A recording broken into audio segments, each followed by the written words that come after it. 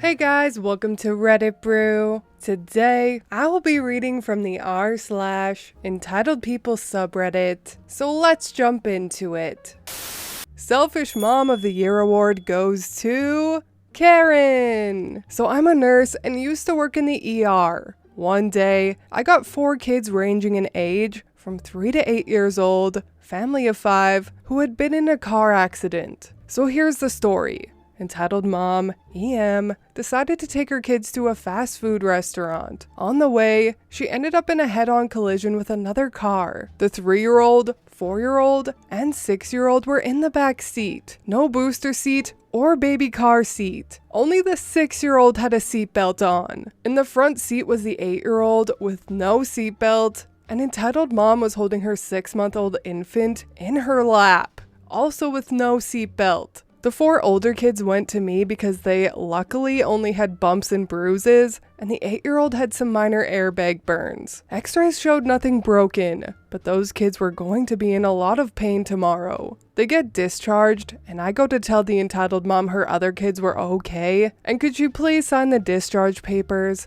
and who should I contact to come get the kids? Entitled mom and baby were in the main ER because the baby took the airbag to its face and it had airbag burns to its face and arms. I went to baby and EM's room to find the baby on the bed. The bed rails were down. Infant was near the edge of the bed and crying. Entitled mom was nowhere in sight. Parents are required to remain in the room with children, and if they need to leave to go to the bathroom or something quick, they're supposed to call the nurse so someone can watch the baby. I cuddled the baby and pressed the call button. Do you know where EM is? I just walked into the room and the baby was on the bed, close enough to the edge to fall off. No, I don't know. We'll try to find her. I can't believe she just left the baby on the bed like that. They found EM outside smoking a cigarette. We told EM that it's against the law to smoke on hospital property, and that she can't just abandon her baby like that, especially when it could have fallen. She got an attitude and said she just needed a damn cigarette, and what are we going to do about it?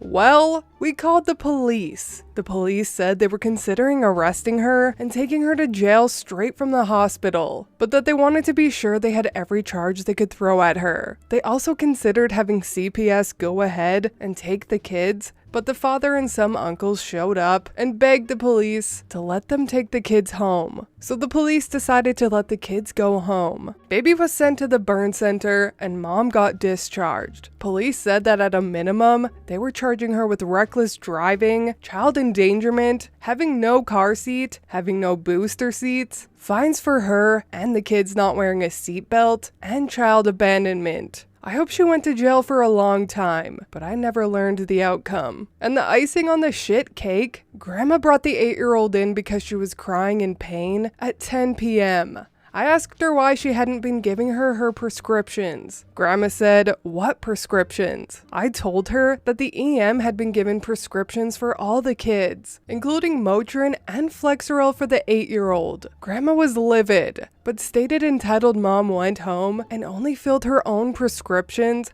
took them, and went to bed.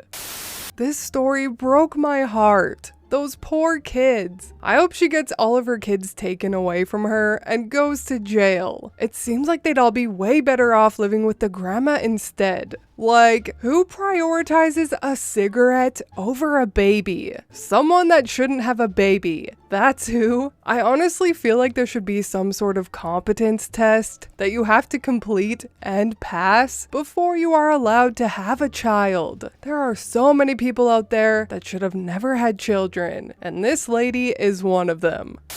Entitled friends charged me for staying with them after I helped them move. This happened over a space of a few months, a few years ago. I was a drama student at university, planning my first show at a well-known theater festival. I had cast 3 fellow students in my play, and over the course of the rehearsals, we all became friends. We would hang out together, and since I was the only one with a car, I would drive them places and pick stuff up for them, etc. 2 of the cast had decided that they wanted to permanently move to the city where we would be performing and spending a month and the plan was that we would all stay at their place during that time. In the months leading up to the move/festival, I drove the friends the 4 to 5 hour journey between the city in which we lived and the city we were moving multiple times to look at flats. And when it came to moving, I helped them do this in my car. I had to make several journeys and never once charged them a penny. During our rehearsals, quite close to the festival, one of my cast dropped out and I couldn't replace him. We were able to change the show to a one-woman show performed only by me, but that would have meant the others losing out. They had all worked so hard, and I didn't want them to miss out on the opportunity. So I wrote an entirely new play and submitted it so that they could still perform. At the time, I was receiving no funding or anything, so I was working 2 jobs so that I could fund all of this myself. Now this was totally my choice and decision, and I totally would do it again, but I was struggling financially and broke basic. Fast forward to the festival itself. I've helped my 2 friends move into their new house. I'm living on baked beans and pasta because it's all I can afford to eat, and running 2 shows. Bear in mind, I've never charged my friends for anything. When they hit me with a £250 bill for staying with them, they literally split their rent and council tax for that month with me. But wait, there's more. One night, they insisted on making a meal for us, which I thought was nice of them. Nothing really major, just lasagna. After dinner, the friend who bought the ingredients then sits down with the receipt and calculates the cost. She seriously calculated the cost of the ingredients used and charged me for it. One of the final straws happened when the brother of my so-called friend gave her some money to give to me to put towards the show. He was really grateful for the opportunity I'd given to his sister, and I was really grateful to him for recognizing my efforts. A week or 2 went by without any mention of the money from his sister that I knew she'd received. In the car on the way home after one show, the other friend confronted me about when she would expect my payment for the meal she had cooked me.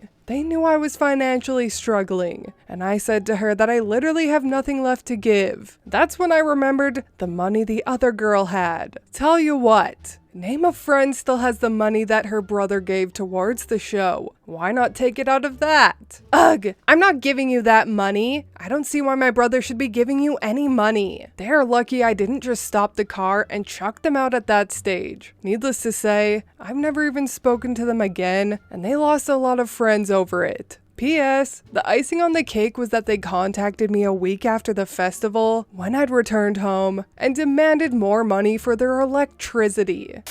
Ugh, people like OP's friends make me so mad. They don't even realize everything someone has done for them because they are so selfish and think they deserve it, so there's absolutely no recognition. Nobody owes you shit in this world, ladies and gentlemen, and more people need to realize that. If I were OP, I would have calculated all the costs that the vehicle required during all the trips, as well as the fees of helping them move, and gave them that bill. Jeesh. The audacity of some people is truly baffling. But anyways, that is all from me today. I hope you enjoyed those 2 entitled people stories. If you did, please leave a like and subscribe. I truly appreciate when you do, and I will see you in the next Reddit story. Bye!